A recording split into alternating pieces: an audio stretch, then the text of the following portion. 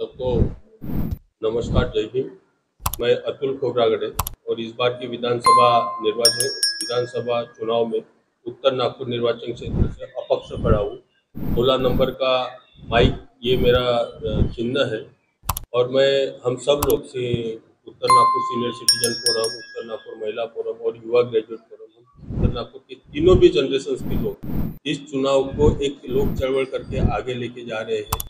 पिछले 4 सालों से हम उत्तर नागपुर के डेवलपमेंट के ऊपर काम कर रहे हैं और डेवलपमेंट के ऊपर हम लोग सब सारी तीनों जनरेशन के लोगों को काम इसलिए करना पड़ रहा है कि हमने तीनों भी जनरेशन ने ये देखा है कि उत्तर नागपुर का डेवलपमेंट नहीं हुआ और इसलिए जो बेसिक चीज़ है उसका ही डेवलपमेंट नहीं हुआ है। इसलिए हमने इस चुनाव में कॉन्टेस्ट करने की तैयारी की है और हम कॉन्टेस्ट कर रहे हैं।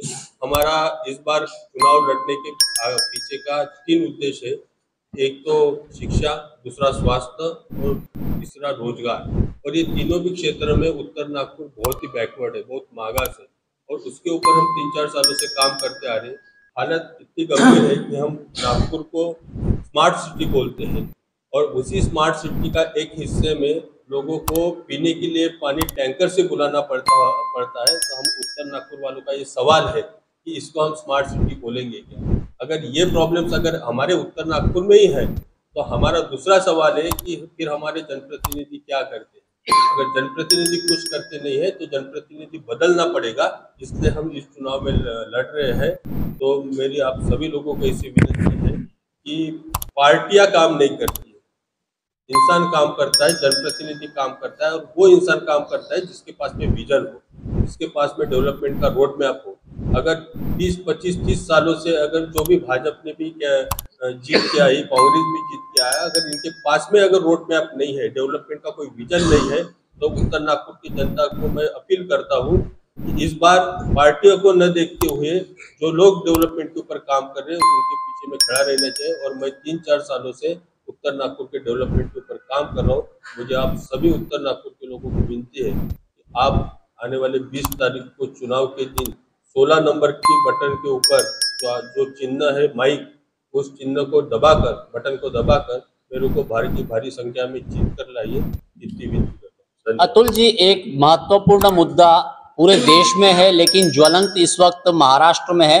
महिलाओं के ऊपर हो रहे अत्याचार के ऊपर में आपकी क्या रणनीति है? क्योंकि एनसीआरसी की एक रिपोर्ट के दौरान यह पता चलता है कि प्रतिदिन महिलाओं के ऊपर 6 से 7 बलात्कार हो रहे हैं और वहीं बच्चों के ऊपर, खास करके जो स्कूल्स रहते हैं वहां पर भी कुछ ऑटो ड्राइवर्स या इस तरीके के चपरासी जो रहते हैं वो शारीरिक शोषण करते हैं। ऐसे में आप महिलाओं की सुरक्षा की क्या रणनीति तय कर चुके हैं?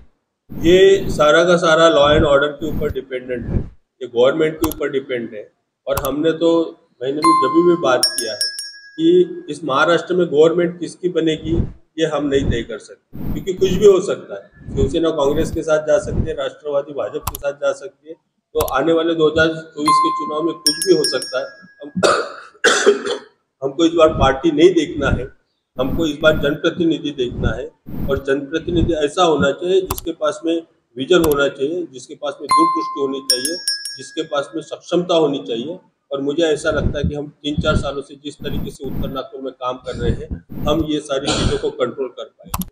महाराष्ट्र की शिंदे सरकार और कांग्रेस सरकार की अगर मैं बात करूं तो शिंदे सरकार ने लाड़की बहन योजना के तहत 1500 रुपए देने का स्टार्ट किया है और वही सरकार में आने के बाद कांग्रेस ये कह रही है कि हम 3000 रुपए देंगे। ऐसे में आप जनता के बीच उन्हें जागरूक कैसे करेंगे? पैसा बांटना सरकार का काम नहीं है। पैसा बांटने को सरकार मजबूर क्यों होती है? क्योंकि जो भी कमिटमेंट कोई भी सरकार लोगों को करती है वो कमिटमेंट पूरा नहीं करने की वजह से चुनाव के कुछ दिन पहले इस तरीके का एक माहौल बनाया जाता है कि ये दिया जा रहा है। दोनों भी पार्टियां उस तरीके से कर रही है। लेकिन मेरा महाराष्ट्र के सारी महिलाओं को ये विनती है कि महाराष्ट्र ये फुले शाहू आम्बेडकर की, छत्रपति शिवाजी महाराज, सावित्रीबाई फुले की ये कर्मभूमि है, ये क्रांति भूमि है और इन्होंने त्याग किया है, इन्होंने संघर्ष किया है। और उस वजह से आज महाराष्ट्र में एक महिला एक ताकत के साथ में खड़ी है, समता के बलबूते के ऊपर। तो मुझे इतनी तो अपेक्षा है कि ये 1,500 को आगे देखते हुए हमारी बहनें वोट नहीं करेगी। जिनको जो जहाँ पे उनको सुरक्षितता लगेगी, जिनको जहाँ पे उनको अच्छा लगेगा कि ये कैंडिडेट अच्छा है करके, वहाँ पे ही वो मतदान करेंगे। आपने रोजगार और शिक्षा की बात की। इस वक्त काफी युवा बेरोजगार हैं। उत्तर नागपुर की अगर मैं विशेष बात करूं तो इंजीनियरिंग, एमबीए, बीबीए, बीसीए पढ़े भी युवा बेरोजगार हैं। उनके लिए आपका कोई रोड मैप तैयार है?